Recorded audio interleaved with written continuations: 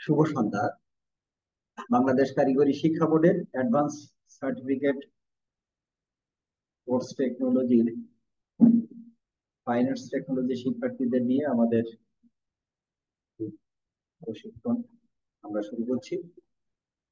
আমরা আলোচনা করছিলাম বিগত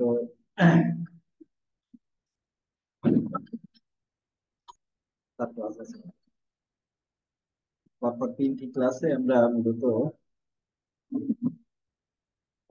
মেসোপটেমিয়ার সভ্যতা নিয়ে আমরা আলোচনা করছি। আজকের এই পর্বের 2য় ক্লাস। আমাদের আজকের আলোচনার বিষয় অ্যাসিরীয় সভ্যতা। যারা আমাদের সাথে যুক্ত আছে তাদেরকে ক্যামেরা চালু করতে বলতে হবে, নাহলে কিছুক্ষণ পরে ওয়েটিং রুমে চলে যাওয়ার ঝুঁকি আছে।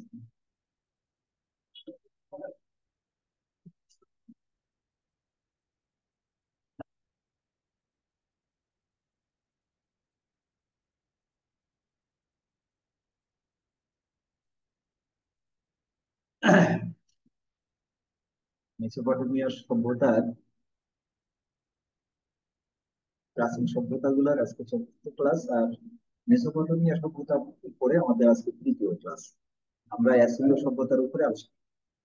অ্যাসিরীয় সভ্যতার অবস্থানটা কোথায় ছিল তাদের সম্পর্কে একটা সংক্ষিপ্ত আলোচনা। তারা সমাজ বিকাশে কি ধরনের অবদান রেখেছিল, তাদের আহ, স্থাপত্য ও শিল্পকলায় তাদের কি অবদান ছিল, সব মিলাই অ্যাসিরীয় সভ্যতার একটা পরিস্থিতি আমাদের আজকে আছে, আমরা আলোচনা করব। আমরা শুরুতে অ্যাসিরীয় সভ্যতার সময়কালটা বলি। এটা 1000 থেকে 900 খ্রিস্টপূর্বাব্দ, যীশু খ্রিস্টের জন্মের আগের সময়কার কথা। সেই সময়ে এই সভ্যতা শুরু হয়েছিল এবং প্রায় 300 বছরের মতো এই সভ্যতা আহ, চলমান ছিল বা তাদের কার্যক্রম তারা চালাতে পেরেছিল। এখানে আমরা গত ক্লাসে যে ব্যাবিলনীয় সভ্যতা নিয়ে আলোচনা করেছিলাম, এই ম্যাপটাতে এই যে গোলাপি যে অংশটা, এই ঘন গোলাপি অংশটা, এটা হচ্ছে ব্যাবিলনীয় যে সভ্যতার যে অঞ্চল সেটা। আর অ্যাসিরীয় সভ্যতা গড়ে উঠেছিল তার ঠিক উত্তরে, এই উত্তর প্রান্তে এই যে সবুজ রঙের যে জায়গাটা, এটাই হচ্ছে অ্যাসিরীয় সভ্যতার সেই স্থান। আর অ্যাসিরীয়দের যে রাজধানী, সেটার নাম হচ্ছে নিনেভা। অবশ্য এরা বিভিন্ন সময় তাদের রাজধানী পরিবর্তন করেছে। 300 বছরের তাদের রাজত্বকাল ছিল, তো তো তারা বিভিন্ন সময় এটা পরিবর্তন করেছে। তার সব থেকে বেশি প্রসিদ্ধ যে শহরটা ছিল সেটা হচ্ছে নিনেভা। ও আরেকটা কথা বলি, আমরা রাজ্য বা দেশ বলতে সে সময় তো নগর সভ্যতা গড়ে উঠেছিল। তার মানে নগর রাজ্য ছিল, একটা শহরকে কেন্দ্র করে একটা দেশ বা রাষ্ট্র ছিল। যাই হোক, আমরা এই অ্যাসোরীয়দের যখন আমরা আলোচনা করব, তখন এদের সাথে ব্যাবিলিয়নীয়দের একটা তুলনামূলক আলোচনাটাও হবে। সেটা হচ্ছে ব্যাবিলিয়নদের যে ধর্মবিশ্বাস, জীবনাচরণ, এর অনেকাংশ কিন্তু অ্যাসিরীয়রা অনুসরণ করত। তারা তাদের জন্যও সেটাকে মান্যতা দিত। আহ, কিন্তু তাদের কিছু একদম স্বতন্ত্র বিষয় ছিল, সেটাই আমাদের আলোচনায় আসা দরকার। জ্ঞান বিজ্ঞানের অন্যান্য চর্চার যে আগ্রহ, সেটা আহ, উম, আহ, ব্যাবিলিয়নের সঙ্গে অনেকটা তুলনীয়। আমরা ব্যাবিলিয়নের সভ্যতা পড়বার সময় আমরা দেখেছি যে যারা শিক্ষা দীক্ষার সঙ্গে সম্পৃক্ত থাকতো শিক্ষার্থী, তাদেরকে রাষ্ট্রের সব থেকে এগিয়ে থাকা, অগ্রসরমান, জ্যোতিষ্ক ইত্যাদির মতো কথা বলা হতো যে তাদেরকে সূর্যরশ্মি বিকশিত হয় যারা লেখাপড়া করে। ঠিক এতটা মাত্রায় না হলেও অ্যাসিরীয়রাও কিন্তু শিক্ষা দিকে অনেকটা এগিয়ে থাকা এবং এর দিকে পৃষ্ঠপোষকতা দেওয়ার একটা বিষয় তাদের মধ্যে কিন্তু ছিল। এখানে আমরা অ্যাসিরীয়দের যে বিশেষ বৈশিষ্ট্যটা আমরা দেখেছি প্রাচীন সভ্যতাগুলোর মধ্যে, সেটা হচ্ছে যে এরা প্রথম অস্ত্রের আবিষ্কার করো, যে অস্ত্রটা লোহার মতো শক্ত ধাতু দিয়ে নির্মাণ। তার মানে লোহার আবিষ্কার তারা করেছিল এবং লোহার আহ, অস্ত্র তারা ব্যবহার করেছে। এবং তাদের প্রথম ব্যবহার হয় গোলা বারুদের যে ব্যবহার, সেটাও কিন্তু তারা প্রথম দিকেই করে। সেটার আজকের সময় গোলা বারুদ বলতে আমরা যা বুঝি সেটা সেই মাত্রায় না, কিন্তু তারপরেও তাদের প্রাথমিক ব্যবহারটাও কিন্তু আমরা লক্ষ্য করি যে অ্যাসিরীয়রা এই কাজটা করে। এখানে একটা জিনিস একটু বলা দরকার, সেটা হচ্ছে যে এর আগে যেসব আহ, সভ্যতাগুলো গড়ে উঠেছে, তারা যে সেনাবাহিনী তৈরি করেছে, তারা যে অন্যদের নিজেদের রাষ্ট্র রক্ষা করা কিংবা অন্য রাষ্ট্রের আক্রমণ করা, সেক্ষেত্রে তারা লাঠির অস্ত্র, মাটির অস্ত্র, তারপর কাঠের অস্ত্র, এ ধরনের অস্ত্রপাতি ব্যবহার করছে। পরবর্তীতে ধাতুর আবিষ্কার হওয়ার পরে, ধাতু দিয়ে আবিষ্কার হয়েছে বিশেষ করে তামা, টিন, এবং পরে এই দুটোর মিশ্রণে যখন ব্রোঞ্জ হতো, ব্রোঞ্জের অস্ত্র এগুলা ব্যবহার করতে সে শিখেছে। তো যখন লাঠির অস্ত্র ছিল তার সাথে যখন ব্রোঞ্জের অস্ত্র ছিল, তখন দুটোর মধ্যে কিন্তু লাঠির থেকে ব্রোঞ্জ অনেক বেশি ভয়াবহ ছিল। কিন্তু পরবর্তী সময় অ্যাসিরীয়রা যখন লোহার আবিষ্কার করলো, লোহা ব্রোঞ্জের তো 10 টাইমস শক্ত ধাতু, তাহলে লোহার অস্ত্র দিয়ে আহ, যখন আহ, ব্রোঞ্জের অস্ত্রের উপরে ধাক্কা মারা হতো, কোপ মারা হতো, তখন দেখা যেত যে ব্রোঞ্জের অস্ত্র ভেঙে যেত অথবা কেটে যেত। ফলে দুজন সৈন্যের কাছে, একজনের কাছে ব্রোঞ্জের অস্ত্র আছে আর একজনের কাছে লোহার অস্ত্র আছে, লড়াই করবার ক্ষেত্রে কিন্তু আহ, লোহার অস্ত্রধারীকে জিতে যাওয়ার সুযোগটা কিন্তু অনেক বেশি। এই কারণে আমরা দেখেছি যে এই সময় মানে বেশ কয়েকটা প্যারালাল সভ্যতা তো গড়ে উঠেছিল, কিন্তু অ্যাসিরীয়রা অন্যদের দখল করা এবং তাদেরকে পরাস্ত করার ব্যাপারে তারা কিন্তু অনেক বেশি পারঙ্গম ছিল। তার প্রধানতম কারণ ছিল হচ্ছে লোহার আবিষ্কার করে, তারা লোহার অস্ত্র এবং বর্ম আবিষ্কার করে সেগুলো তারা যুদ্ধক্ষেত্রে ব্যবহার করতো। আরেকটা বিষয় ছিল, তারা একটা পরিকল্পিত সেনাবাহিনী, আজকের সময় যেরকম সেনাবাহিনী, এই ধরনের একটা ট্রেন্ড সেনাবাহিনী তারা গঠন করেছিল, এবং সেনাদেরকে অনেক বেশি পারিশ্রমিক দিয়ে, অনেক বেশি সম্মান দিয়ে, সুযোগ সুবিধা দিয়ে তাদেরকে সেনাবাহিনীতে রাখা হতো। আর সেনাবাহিনীর সদস্য হিসাবে অন্যের রাষ্ট্র দখল করে তাদের সেনাবাহিনীর পরাজিত আহ, সদস্যদের নিয়ে আসার কিন্তু আগে একটা প্রচলন ছিল, কিন্তু অ্যাসিরীয়রা কিন্তু তা করেনি। অ্যাসিরীয়রা এই ক্ষেত্রে অনেক নিষ্ঠুর একটা উদাহরণ কিন্তু তারা দেখিয়েছে। সেটা কি? সেটা হচ্ছে যে পরাজিত পক্ষের সবাইকে হত্যা করে ফেলা এবং নিষ্ঠুর ভাবে হত্যা করা, অত্যাচার করে হত্যা করা, এটাই ছিল অ্যাসিরীয়দের এই আক্রমণ প্রক্রিয়ার একটি বিশেষ কৌশল। এটা কিন্তু আমরা এর আগে দেখিনি। তারা আহ, দ্রুত যুদ্ধক্ষেত্রে এক অঞ্চল থেকে আরেক অঞ্চল যাওয়া কিংবা অন্যদেরকে হামলা করা, এক্ষেত্রে আমরা ঘোড়ার ব্যবহার দেখেছি, হাতির ব্যবহার দেখেছি, মানুষ ছুটে গিয়ে এই কাজটা করেছে। এই সময় অ্যাসিরীয়রা প্রথম রথের আবিষ্কার করে। রথ বলতে আমরা যেটাকে বুঝি ঠিক ওই রকম না, ঘোড়ায় টানা 2 চাকার গাড়ি, খুবই আহ, মাটির চাকা ছিল, সরি কাঠের চাকা ছিল, কাঠের গুঁড়িটাকে চাকায় পরিণত করা হতো। কিন্তু সেটা তুলনামূলকভাবে অনেক বেশি দ্রুত যেত, এবং ওই একটা রথে একাধিক মানুষ বসে তার কাজটা করতে পারতো। ফলে এইখানে সেনাদের বেগ কিন্তু বেড়ে গিয়েছিল। ফলে ছুটে গিয়ে অন্যকে আক্রমণ করা এটা কিন্তু অনেক সহজ হয়ে উঠেছিল। তো যাই হোক, এই সব কারণে অ্যাসিরীয় সভ্যতার সময় পার্শ্ববর্তী সমস্ত অঞ্চলে তাদের যে রাষ্ট্র, সেটা একটা সামরিক রাষ্ট্র হিসাবে কিন্তু, সামরিক শাসিত রাষ্ট্র হিসাবে কিন্তু এটা চিহ্নিত হয়েছে। এবং এই শাসন ব্যবস্থায় যিনি প্রধান থাকতেন, তিনি একদিকে যেমন রাজা, আরেকদিকে কিন্তু সেনাবাহিনীর প্রধান, আবার আরেকদিকে কিন্তু তিনি ধর্মীয় ও প্রধান। এরকম একই মানুষের এই একাধিক পরিস্থিতি থাকার কারণে, এবং আহ, যুদ্ধ জয়ে যে আহ, শক্তিমত্তা, সেটার কারণে রাজাদেরকে অনেক বেশি সামনে নিয়ে আসার বিষয়টি কিন্তু আমরা লক্ষ্য করেছি। যাক, আমরা পরের স্লাইডে যাই। এখানে আমরা তাদের রাষ্ট্র কাঠামো নিয়ে একটু কথা বলি। যে তারা প্রথমত হচ্ছে যে ব্যাবিলনীয়দের মতো তারা ধর্ম বিশ্বাস করতো, অনেক দেবতায় বিশ্বাস করতো। কিন্তু অনেক দেবতায় বিশ্বাস করলেও কিন্তু তারা আহ, কয়েকজন দেবতার উপরে বিশেষভাবে আহ, গুরুত্ব দিত। তার মধ্যে একজন হচ্ছে আহ, আসুর, আরেকজন হচ্ছে উম, আহ, ভুলে গেছি, সরি, আমি কিছুক্ষণ পরেই সেই দেবতাটির নাম আমরা বলবো। আসুর দেবতার সঙ্গে আরেকটা বিষয় আছে, সেটা হচ্ছে এই দেবতা যিনি রাজ্য শাসন করতেছেন, এই মানুষটি কিন্তু একটা সময় ওই দেবতায় পরিণত হতো। তার মানে আজকে আমি রাজা, কালকে আবার আমি দেবতা, এবং আমি কিন্তু আসুর দেবতা হিসাবে, এই এবং এই দেবতার একটি বিশেষ চেহারা তখন থাকতো। সেটা হচ্ছে যে একটি বিশেষ ধরনের চতুষ্পদ প্রাণী, যার সামনের দিকটা মানুষের এবং শরীরের বাকি অংশটা পশুর মতো, সিংহের মতো করে গঠন করা হতো, আমরা যেটা মিশরে দেখেছি, ঠিক এখানেও কিন্তু একই জিনিস ব্যবহার করা হতো। এবং এদের ব্যবসা বাণিজ্য, কৃষিকাজ এসবগুলো ছিল, কিন্তু প্রধানত এরা যেহেতু শক্তিমত্তায় অনেক বেশি এগিয়ে থাকা এবং খুব সহজে অন্য রাষ্ট্রকে পরাস্ত করতে পারতো, এবং সেই রাষ্ট্র পরাস্ত করে তাদের ধন সম্পদ লুণ্ঠন করে এনে সেগুলো দিয়ে তাদের রাষ্ট্র পরিচালনা করতো। তার মানে তাদের অর্থনীতিটা মূলত যুদ্ধবাজ অর্থনীতিটাই ছিল। আজকের সময় আমেরিকা যে কাজটা করে, সারা পৃথিবীতে যুদ্ধ বাঁধায়, অস্ত্র বিক্রি করে এবং তাদের দেশ দখল করে সেখানকার খনিজ সম্পদ, তেল সম্পদ লুণ্ঠন করে। এই প্রক্রিয়াটা কিন্তু আমরা লক্ষ্য করেছি অ্যাসিরীয়দের মধ্যে।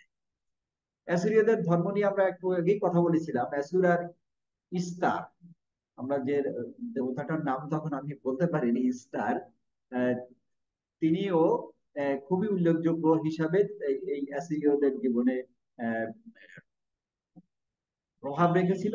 কিন্তু এখানে রাজা তার আহ, সাম্রাজ্যে যেসব মানুষ, তাদেরকে কুমন্ডু করবার জন্য এক ধরনের পশ্চাৎপদ ধারণা কিন্তু তারা বিস্তার করে এবং মানুষের কুসংস্কারের মধ্যে ঠেলে দেয়, তন্ত্রমন্ত্রের দিকে নিয়ে যায়, এবং এইগুলা দিয়ে মানুষকে বশ করা এবং মানুষের উপরে প্রাধান্য বিস্তার করবার যে কৌশল, সেটা কিন্তু তারা করত।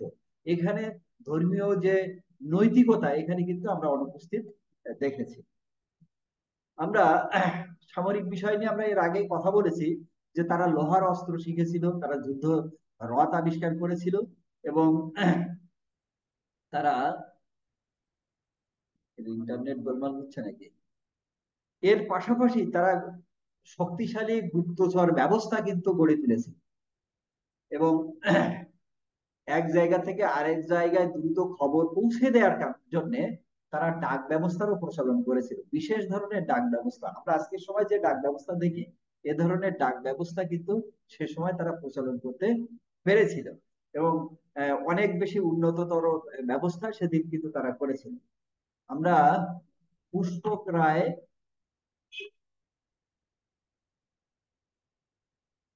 স্যামসাং এ যিনি আছেন, আপনার নাম আর চেনা যাচ্ছে না, সোনালী কোনোভাবে ঢুকতে পারলো না। চিত্রা, এই নামগুলো একটু লিখে রাখো তো, একটু ক্লাস টাইমের পরে কথা বলতে হবে। চিত্রা, ফারুক, পুষ্প, ফারুক পুষ্প, এদের পরে কোন দিতে হবে। হ্যাঁ, আমি যে কথা বলছিলাম, মূলত তাদের মধ্যে এক ধরনের হিংস্রতা বা নৃশংসতা ছিল, এবং সেটার মাত্রা মানে এত বেশি আহ, প্রবল ছিল, যে সারা আহ, অঞ্চলের যে নগরাষ্ট্রগুলো, তারা সবসময় ভয়ে থাকতো যে কখন অ্যাসিরীয়রা তাদের উপরে হামলা করবে। তারা হামলা করে যখন কোন একটা অঞ্চল দখল করত, সেই অঞ্চলের সব মানুষকেই তারা হত্যা করত, নারী পুরুষ শিশু নির্বিশেষে সবাইকে হত্যা করত। এবং শুধু হত্যা করতো না, হত্যা করবার জন্য একজন মানুষকে কত ধরনের কষ্ট দেয়া যায় সে ধরনের চর্চা বা অনুশীলন তারা কিন্তু করতো। তারা মানুষকে হত্যা করবার জন্য ঘোড়ার পিছনে দড়ি দিয়ে বেঁধে টেনে নিয়ে সারা রাস্তা ঘোরাতো। তারপর একটা সময় সে মারা যেত, আর মারা যাওয়া সেই মানুষের মাথা কেটে নিয়ে গাছের ডালে ঝুলাই রাখতো, এবং মানুষদেরকে হত্যা করবার জন্য চামড়া ছুঁড়ে ফেলা ইত্যাদির মতো, হাত পা কেটে ফেলা, দাঁত তুলে ফেলা ইত্যাদির মতো জঘন্যতম যে অত্যাচার, সেগুলো কিন্তু এই অ্যাসিরীয়রা করতো, এবং সেটা প্রকাশ্যে করতো। এই যে নির্মমতা, যে নিষ্ঠুরতা, এইসব অন্যদের কাছে এই খবর পৌঁছানোর পরে সবাই কিন্তু তাদেরকে ভয় পেত, এবং দেশের মানুষ কখনোই রাজার বিরুদ্ধে কখনোই বিদ্রোহ করবার সাহস দেখাতো না। আমরা আগেই বলেছি যে তাদের শাসন ব্যবস্থা কিন্তু অনেকটা ব্যাবিলনীয়দের মতো ছিল, এবং তাদের দ্বারা অনেকটা কাঠামোটাকে সেভাবে ঢেলে সাজিয়েছিল। ফলে আইনি ব্যবস্থা, ওদের যেমন অনেকগুলো আইন ছিল, হাম্মুরাবির যে আইন, সেই আইনের একটা অংশ কিন্তু তারা কিন্তু এখানে রেখেছিল, কিন্তু সেই আইনের সাথে তাদের নিজস্ব কিছু আইন কিন্তু, আইনি কাঠামো তৈরি করে তারা এই অত্যাচারটা কিন্তু সঙ্গে চালাতো। ফলে মানুষ ভয় পেত, কখনো তাদের বিরুদ্ধে বিরুদ্ধাচারণ করতো না। তো যাই হোক, সবকিছু তার একদম নির্বিঘ্নে চলে না। কখনো কখনো তো এর ব্যত্যয় ঘটে, সে কারণেই 300 বছরের পরেই কিন্তু এই সাম্রাজ্য কিন্তু ভেঙে পড়েছিল। তারপরেও এরা উম, যেহেতু নগর রাষ্ট্র এবং বিভিন্ন সময় তাদের রাজধানী তারা তাদের সুবিধার জন্য পরিবর্তন করেছে, ফলে সকল জায়গায় তারা কিন্তু স্থাপত্য নির্মাণ করেছে, তার মানে ইমারত নির্মাণ করেছে। ইমারত নির্মাণ করবার ক্ষেত্রে প্রথম দিকে কাঁচা মাটির ইট ব্যবহার করতো, এবং পরে সেটা উপরে পলিস্টার করে মসৃণ করে তারা ব্যবহার করেছে।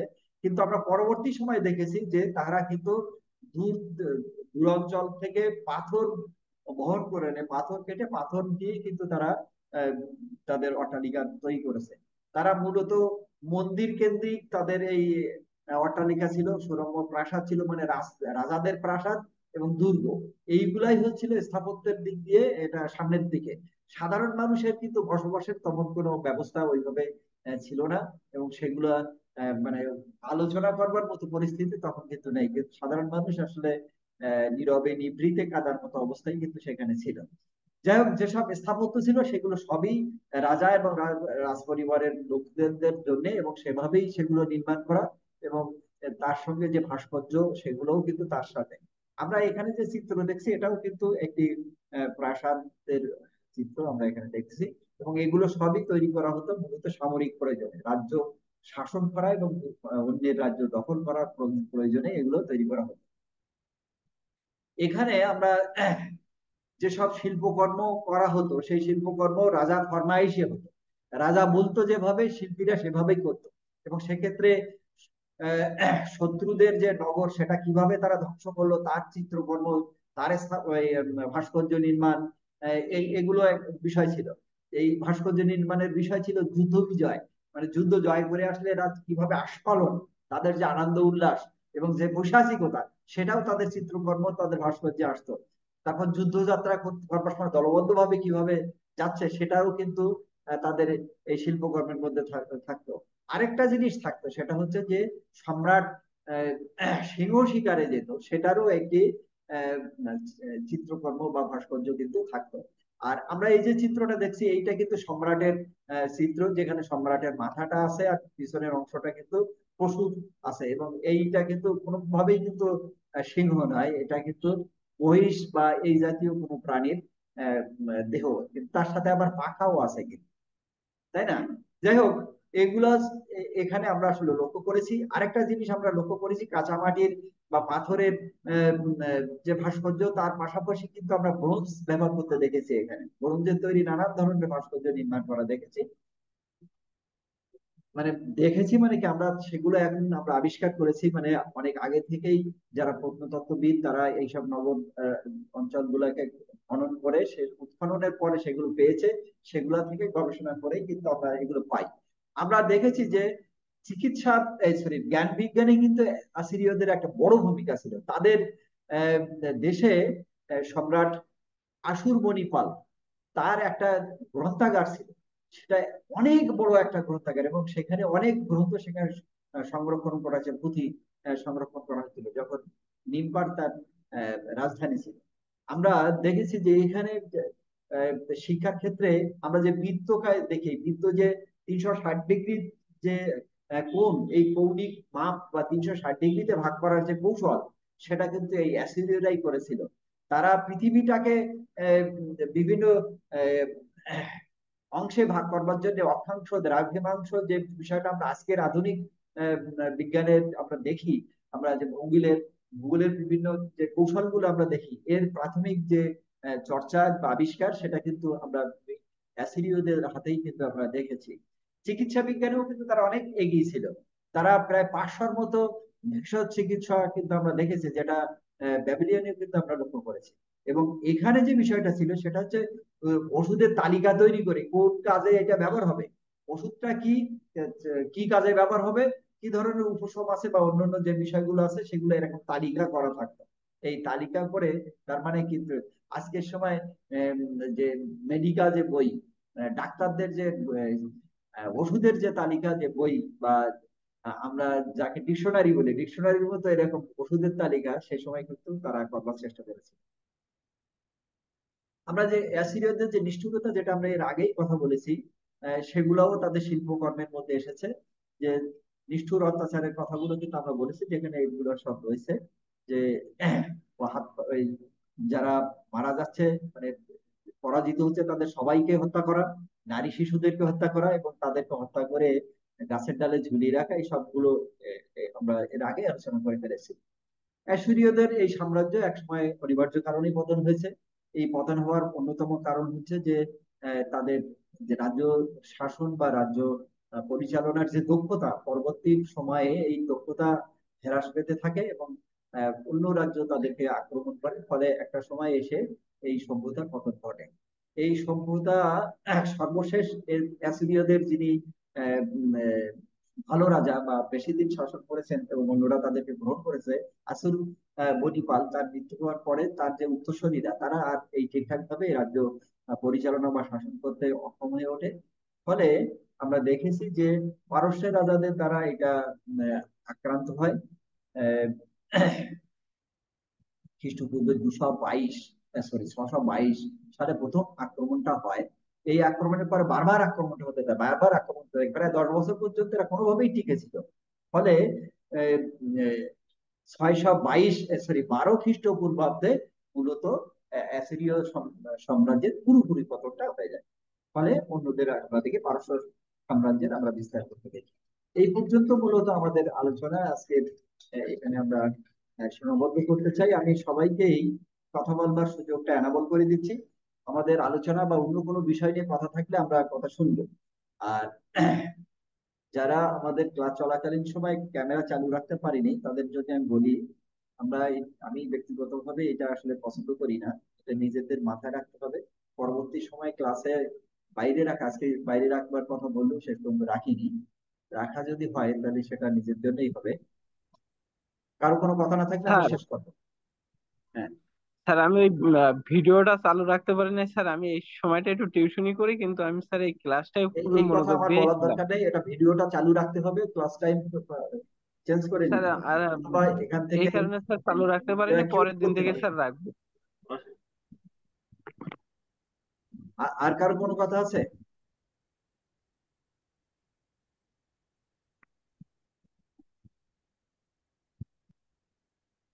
আর কারো কোনো কথা আছে? আচ্ছা যাক, আমি কিছু কথা বলে আমরা শেষ করি। আমরা বোধ হয় 2-3 মিনিট, 3.5 মিনিটের মতো যুক্ত থাকতে পারছি।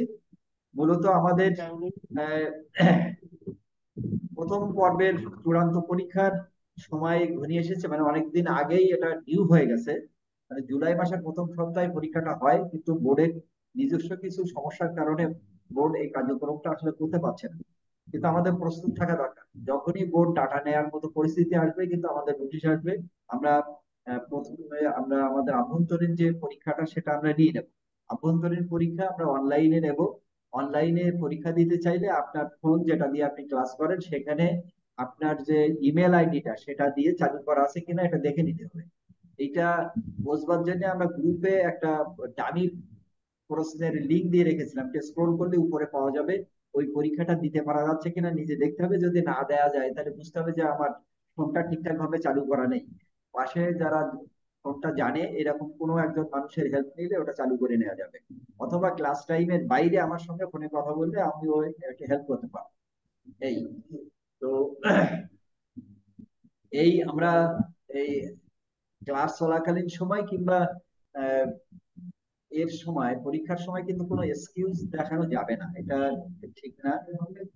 একবার কোনো জরুরি কোনো বিষয় থাকে, পারিবারিক কোনো বিশেষ বিভ্রাট থাকে এইরকম, কিন্তু নৈমিত্তিক কাজ, তার ফাঁকে ক্লাস, এটা মাথায় রাখতে হবে যে আমাদের ক্লাসের প্রতি একটু গুরুত্ব দেওয়া দরকার।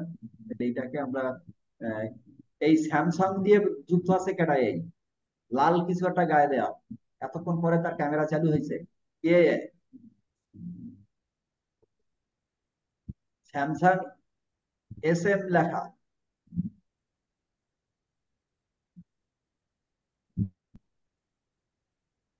আমি আনুষ্ঠানিকভাবে ক্লাসটা শেষ করছি, কিন্তু আমি শেষ করছি না, আমি কথা বলতে চাই।